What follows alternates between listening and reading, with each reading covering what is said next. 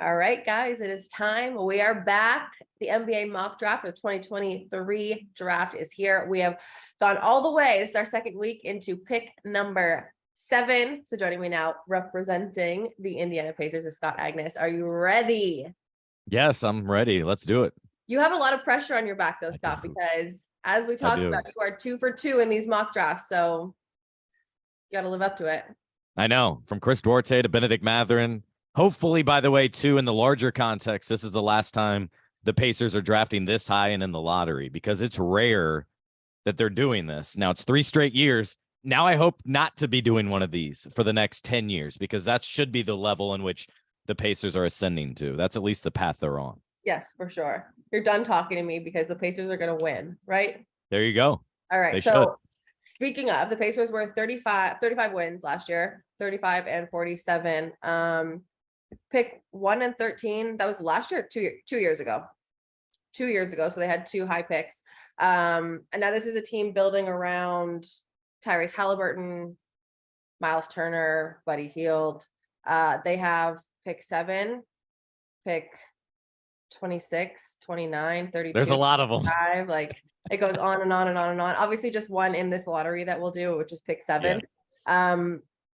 Is there an obvious, like, I don't mean pick, but like positionally wise, when you're building around these guys, because it is kind of like a team that has really good pieces and has these all-stars and more fringe all-stars. Is there a position that is needed, or at 7, are you still at the point where you're getting best talent? I'm always come from the belief of best player available. Okay. If you're overthinking it, you're going to get lost and hurt yourself. Mm-hmm. If you try, you can figure it out later. Once you have the talent, then you can figure it out. I think like OKC, for example, is a good example of that, is just collecting players and then figuring it out later of what works and what doesn't. As a whole, yeah, there are 2 obvious needs. They need that 3-and-D type player, and then they've really could use a strong enforcer at a power forward spot. So the 3 and 4 are really what they're looking at. They're set at point guard. They're set at center. Yeah. It's that kind of in between, which is also the most coveted position in the league, obviously. But those are really what they're looking at. But for this pick specifically, or let's even, take all these top 15 picks, I would still go best player available. Okay. I like that. And you are in a market where you are able to watch a whole bunch of draft workouts. So you've seen a whole bunch of guys work out at this point. Let's take, just before we put you on the clock, take our board out of it. Like pretend you could pick number 1 if you wanted to, but like not number 1. You know what I mean? Everyone's available who would be available at 7. Is there anyone who's stuck out to you so far?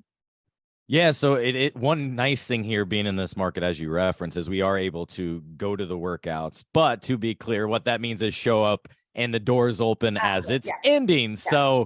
So that's the only frustration, I guess, is you want to see a little bit behind the curtain. You want to see them challenged or pushed or see a coach instruct in some sort of way. We don't see that, but we do and are fortunate enough to be able to talk to every one of the guys after the fact. So that is helpful, especially for those like me who mostly cover the NBA. So coming in on the draft side of things, I'm playing catch up here over the last 2-3 months and really into June versus, the handful of draft nicks that love this stuff and do this year round. So I appreciate trying to get to know them behind the scenes more than just kind of watching their highlights or watching some of their games. But I don't think there's one obvious guy at this position. Like I said, for the Pacers, a lot of different needs that they can fill. So I think for this specific spot, there's probably about 5 guys they would be very happy with. And then beyond that, as you referenced, how they have 5 different picks, I think they are in a prime position to make a trade, really probably leading up to the draft. They could move up, absolutely. But I'm not sure you're going to need to, because like I just said, there's kind of a handful of guys you'd be comfortable with when they come off. Unless, I guess, you want to jump into that tier 2. They don't really need that Scoot Henderson. Brandon Miller really fits the mold.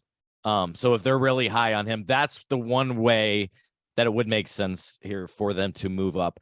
I see that as less likely. I think it's more likely for them to package several of their later first-round picks, maybe that pick 32, because that's one thing that was fortunate for them with San Antonio getting the first pick. That meant Houston kept their 32 pick, which then went to the Pacers. It's a long trade that's like years back. But because of the new CBA, that's a very important pick for the Mhm. teams that are above the cap and in that second apron in the way in which they can sign players. So that has a lot of value for those teams that are win now mode. So Sure. I think they could trade a couple of those picks and maybe a player on the current roster to ideally get a player that can come in and help you right away versus another draft pick where they already got enough young guys. There's probably 8 guys that are 23 and under on this team. So they could really use a guy that's maybe ready to contribute now versus, all right, he's a rookie and we'll try to figure it out for a couple of years. Yeah, obviously you're talking veterans. Something to keep an eye out though is that when we did our number 3 pick, like Portland is in the market potentially Exactly. trade. So there is that Brandon Miller aspect. Possibly there is veterans. It's exciting nonetheless. In this mock draft, there is no trading. Okay. We are here. And by the way, if you want to have more fun and try to connect the dots, Pacers president Kevin Pritchard was previously in Portland. Chad Buchanan, general manager, previously in Portland. So there's some good ties, connections there. In fact, I think their general manager, Joe Cronin, worked for them previously. So if there is a deal in the making, what you often see, obviously, is GMs, presidents that are familiar with each other, that trust each other, get together to make something work. Whew. A lot to unpack there, Scott. All right, we're gonna get back to watching Jimmy and Jokic go at it because that's what's important right now. Let's be real. But before we do, I'm putting you on the clock. Scott Agness, representing the Indiana Pacers, is drafting. I will be taking Jarace Walker from Houston. I like the 2 that. guys I was kind of down to for them was both actually the power forward spot with him as well as Taylor Hendricks from UCF. I think similar in a lot of ways, body type to an extent, although I see Walker more of as an enforcer, a guy that can play more bully ball, which is one thing. Much bigger, thicker. Exactly. Though this is where I went back and forth. That part of Jarace Walker, and then on the other side, though, Taylor Hendricks, much more of a ready now shooter, I think, a guy that can play with that space. And what we know with Rick Carlisle is he'll never be satisfied. He always wants more shooters. He always wants more space.